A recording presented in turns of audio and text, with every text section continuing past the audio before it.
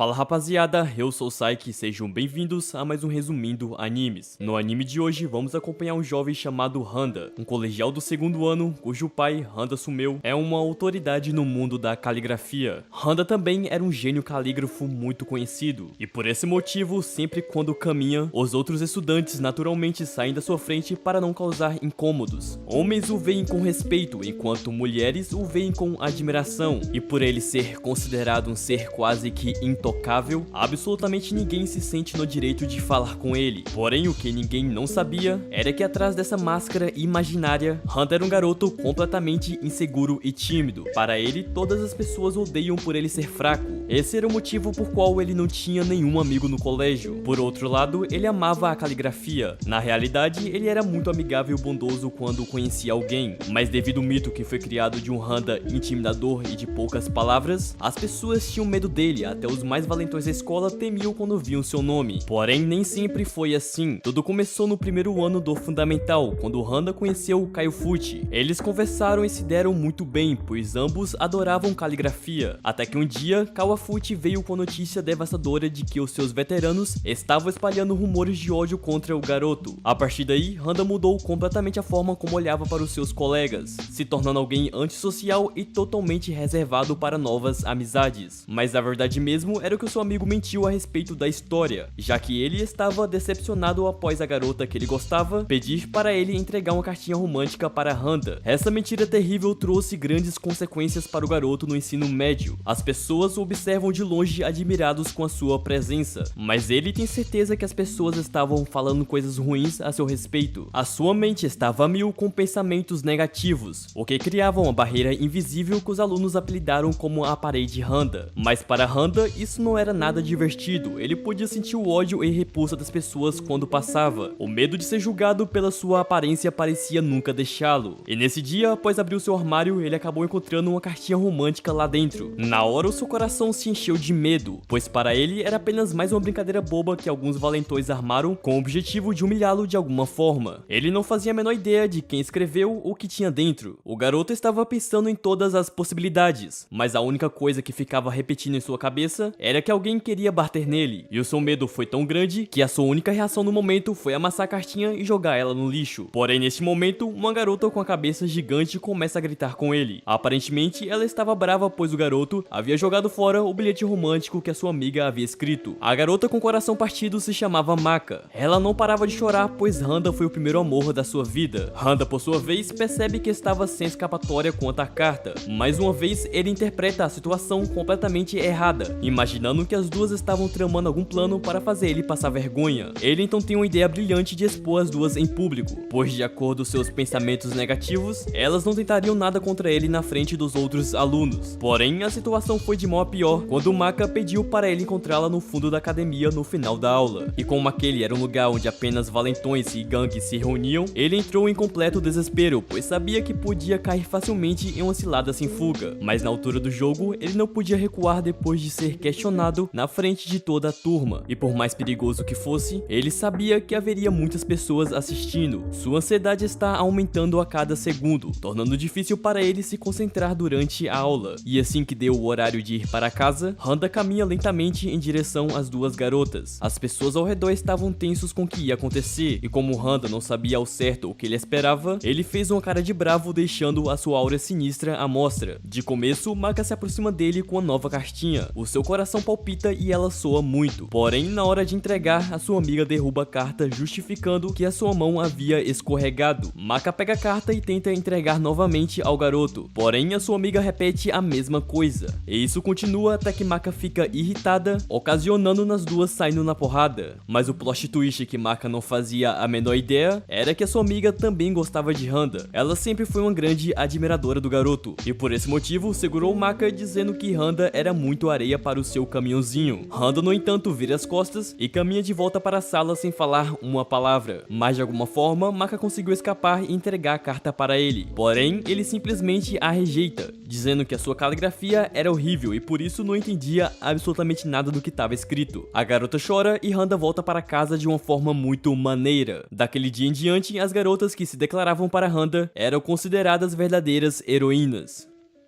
No outro dia, de volta para a sala de aula, os alunos deveriam decidir de forma democrática o presidente daquela classe. Aizawa é o presidente há mais de 10 anos, mas dessa vez é diferente, pois há outra pessoa na disputa que pode ocupar este lugar. Essa pessoa é justamente o nosso protagonista Handa. Embora ele não saiba o que estava acontecendo, pois estava dormindo esse tempo todo, a real é que os alunos decidiram por conta própria que Handa seria um ótimo concorrente para disputar as eleições contra Aizawa. Enquanto isso, Honda achava que tudo aquilo fazia parte de uma conspiração maléfica para fazê-lo sofrer, já que para ele a função de presidente era um grande pé no saco. De primeiro momento, Honda até tentou negar, mas o professor rejeita o seu pedido. Eles precisavam de um desafio adequado para decidir qual deles merecia o título de presidente. O professor então propõe um desafio de pedra, papel e tesoura, pois aquela seria a melhor maneira de resolver o problema. E ao ouvir isso, Honda achou uma brecha simples, mas genial de sair fora da disputa. Ele então diz para o seu adversário que jogaria apenas pedra e ele não mudaria sua escolha. Aizawa, no entanto, entendeu aquilo como um blefe e resolveu jogar tesoura no lugar de papel. Sem acreditar no que tinha acabado de ver, o garoto entra em choque ao perceber que Handa foi frio o suficiente para jogar pedra mesmo após revelar sua jogada. Por outro lado, Handa também estava sem acreditar no quão burro era o seu adversário. Ele então pede uma nova partida melhor de 3 para o professor, e após consultar Handa, ele aceita sem reclamar. Durante a partida, Handa revela mais uma vez que jogaria apenas pedra. Ele estava confiante que o seu adversário jogaria papel dessa vez, mas o que ele não sabia era na equação quântica que Aizawa estava fazendo naquele momento. Aizawa podia confiar mais uma vez no seu adversário? Não, a probabilidade dele estar blefando era bem maior. Com toda certeza, Handa jogaria papel dessa vez. Na cabeça de Aizawa, tudo aquilo fazia parte do seu plano para tomar o seu lugar de presidente a todo custo. Então, na hora de decidir o lance, Aizawa joga a tesoura. Porém, Handa novamente jogou pedra. Os dois ficam perplexos com aquela situação. Handa não podia acreditar que o seu adversário insistiu no mesmo erro 2 vezes. E Aizawa estava incrédulo em como podia existir um ser humano frio o suficiente para fazer 2 vezes a mesma jogada que ele revelou que iria fazer anteriormente. A sala inteira também estava paralisada, apenas esperando Handa assumir o cargo. Porém, para surpresa de todos, Handa nega a presidência, passando o cargo para Aizawa. E ao ser questionado sobre o porquê ele estava fazendo aquilo, Handa diz que ele não era digno daquele cargo, na verdade estava bem ocupado com o trabalho de caligrafia ultimamente. E após falar isso, ele abandona a classe aliviado por ter escapado de ser humilhado em público. E a partir daquele dia, Aizawa, que era um grande rival, se tornou um grande fã, ou podemos dizer, um grande admirador de Handa. No outro dia, um estudante chamado Nikaido Ryo resolveu se transferir para aquela academia. Ele era extremamente narcisista e se auto-intitulava como o rei da escola, já que ele era um modelo relativamente famoso, então por onde passava era alvo das atenções das garotas. Mas nesse dia foi diferente, já que toda a atenção que estava voltado para ele, por um instante se voltaram para Handa assim que ele passou. As meninas agora pouco se portavam com a sua presença, era como se ele nem existisse, e para o seu azar, ele acabou justamente na turma de Handa. E agora um cara que estava acostumado em ser o número 1, tinha que engolir o fato que havia um estudante mais popular que ele na escola. Então, tomado pelos ciúmes, ele questiona 2 moças sobre quem era a pessoa mais bonita entre ele e Handa. Mas sem hesitar, as garotas respondem que Handa de longe tinha uma áurea muito mais misteriosa e atraente. Além do mais, a sua personalidade quieta e sombria era o seu charme secreto. Ryo não podia acreditar no que estava ouvindo. Ele então se torna obcecado por Handa, pois de acordo com ele, o garoto pagava para ser popular. E durante uma investigação, Ryo estava perseguindo Handa até que percebeu seus chefes indo na mesma direção do garoto. Ele então viu que os seus superiores começaram a se interessar na aparência do garoto, tirando algumas fotos sem a sua permissão. Então, desesperado, com medo de ter o seu lugar usurpado, Ryo corre em sua direção e impede que o seu chefe dê uma proposta de emprego ao garoto. O seu chefe, no entanto, empurra Nikaido e volta sua atenção a Handa, entregando-lhe uma túnica de luxo. Handa, no entanto, não estava entendendo nada do que estava acontecendo. Para ele, aquilo era algum tipo de ato de caridade, e percebendo Nikaido Ryo caído no chão todo sujo, ele confundiu o garoto com um mendigo e vestiu a túnica para ele, dizendo que os zoadores deveriam prestar mais atenção nos verdadeiros necessitados. E após falar isso, ele vira as costas e vai embora. Nikaido, por sua vez, tirou suas próprias conclusões de que Handa era tão popular por conta do seu caráter, e daquele dia em diante, ele se tornaria mais um de seus fiéis discípulos.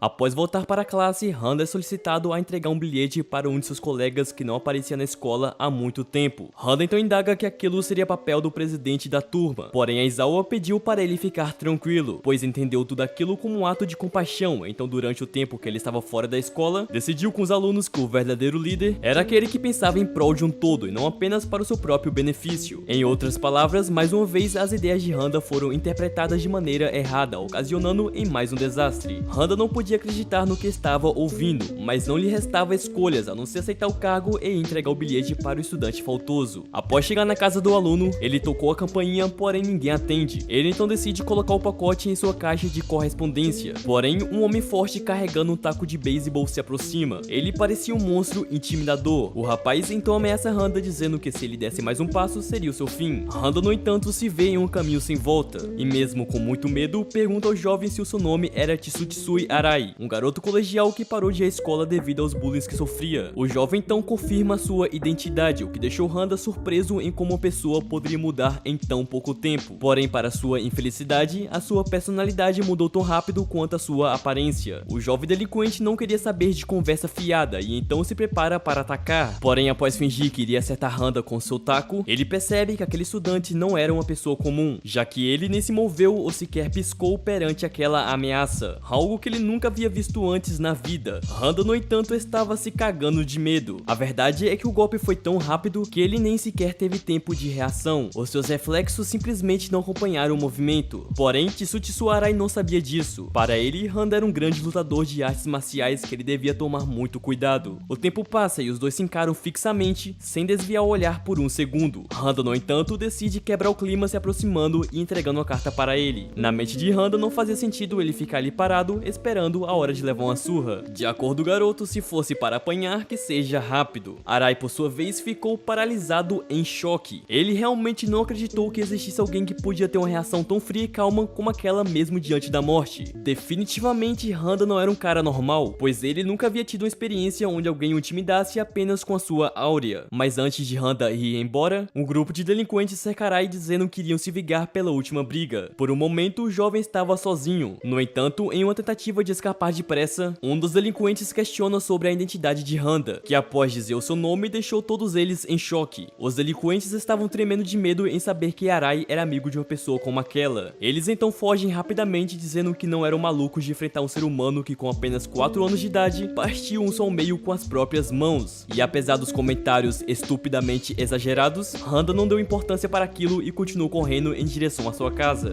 Naquela tarde, Arai se sentiu uma formiga perto de um elefante em relação a Handa. Então, a partir daquele momento, Handa ganhou mais um admirador fiel. No outro dia, o valentão Arai estava de volta na escola, olhando fixamente para Handa com a expressão de um verdadeiro fã apaixonado. Handa, no entanto, interpreta mais uma vez a situação erroneamente e fica preocupado com o que Arai poderia fazer com ele, já que claramente ele era muito mais fraco, o que o tornava uma presa fácil. Por ser considerado um deus intocável, Handa tem o sentimento que ninguém gosta dele, a não ser o seu melhor amigo Kayafuji. Mas na escola ele finge que não conhece o garoto, para que ninguém possa intimidá-lo por ser amigo de um fracassado como ele. Kawafuji é popular, então Handa não quer fazer nada que possa arruinar a reputação do seu amigo. E embora Handa seja o mais popular da escola, ele age como um lobo solitário por não saber disso. Certo dia de aula, uma garota que sentava do seu lado acaba deixando sua borracha cair próxima ao seu assento. Então Handa, muito educado, se estende para pegar a borracha. Porém, na hora de entregar a garota que não havia percebido, ele tem pensamentos negativos sobre o que ela iria falar assim que percebesse que ele havia pegado uma borracha no chão todo sujo. Ele então tem uma ideia genial. O garoto decide esperar a estudante perceber o sumiço do objeto e então oferecer a sua borracha para ela. E aconteceu tudo como ele planejou. Porém, após oferecer a sua borracha, a garota quase teve um ataque cardíaco. Era impossível uma plebeia como ela interagir com alguém como Handa. Para Handa, aquilo foi apenas um gesto educado, mas para a garota, aquilo era claramente uma declaração de amor, carinho e afeto para uma fã desesperada. As outras garotas estavam com inveja daquela ação, porém só podiam observar de longe. Um pouco mais tarde, Handa é flagrado conversando com a linda mulher, que aparentemente foi à escola apenas para lhe entregar uma marmita. Uma fã que estava passando tirou uma foto dos dois e logo espalhou nas redes sociais da escola dizendo que Handa havia arranjado uma namorada. E ao ouvir aquilo, Miyoko, a garota que lhe havia dado uma borracha anteriormente, se sentiu completamente traída. Ela então ameaça se jogar do segundo andar da escola. As pessoas não entendem o que estava acontecendo, mas ela gritava em voz alta que que Handa havia iludido toda a escola e pelo bem do movimento, ela iria se sacrificar. Neste momento, Handa estava voltando para a sala de aula até que ele se deparou com a sua carteira escrito a palavra morra. Aparentemente, antes de sair da sala, Miyoko havia escrito essas palavras para lhe atingir de alguma forma. Porém, Handa não estava por dentro da situação. Para ele era só mais um dia normal em uma escola que ele odeia. Ele então calmamente pega uma outra carteira para substituir a anterior, mas só agora o garoto percebe o quão difícil seria se livrar da sua carteira. Ele então dirige palavras motivadoras para confortar o seu coração triste, mas Miyoko, que estava no mesmo andar que ele, ouve tudo por trás das janelas e entende que aquelas lindas palavras são para ela, o que fez a garota desistir na hora de se jogar. Ela então chora por ser egoísta o suficiente para não entender os verdadeiros sentimentos de Handa. No entanto, Handa caminha pelos corredores sem ter a menor ideia que salvou mais uma vez o dia sem a sua intenção. Os dias foram passando e a popularidade de Handa aumentou tanto que não podia ser mais ignorado pelo conselho estudantil. A presidenta, senhorita Tenoji, ordena aos integrantes uma caçada para capturar o garoto a qualquer custo. Na sua ideia, tirando a sua masculinidade, obrigando ele a vestir uma saia, ia impedir que as outras garotas o admirassem. Isso faria a escola se tornar mais feminista. Handa, no entanto, rejeita de todas as formas. Para ele não fazia sentido se vestir igual a mulher. Porém, o conselho obrigou nem que fosse à força, o que forçou o garoto a correr e se esconder. Mas os seus esforços foram em vão, já que o conselho o alcançou em poucos minutos. Porém, nessa altura do campeonato, Handa acaba desequilibrando na escada e caindo junto com a presidenta. A garota acorda alguns minutos depois. Ela então pergunta o que havia acontecido. Seus subordinados, por sua vez, dá a ela uma versão completamente romantizada, onde Handa a salva de se machucar mais ainda. Neste momento, a sua expressão mudou. Ela não era mais a Tenoji durona que todo mundo conhecia. A garota estava completamente apaixonada em Honda, e por esse motivo decidiu que seria proibido qualquer membro do conselho perturbar aquele garoto novamente. O festival cultural do colégio estava chegando, e como representante de classe, Handa tinha que escolher entre 3 opções para realizar um teatro. Handa, no entanto, se sente pressionado em fazer a escolha certa para a turma, e por esse motivo ele diz que estava muito apertado para ir ao banheiro, mas assim que voltou, percebe que a classe novamente definiu que seria melhor sem a sua presença, o que deixou o garoto mais negativo ainda em relação aos seus colegas.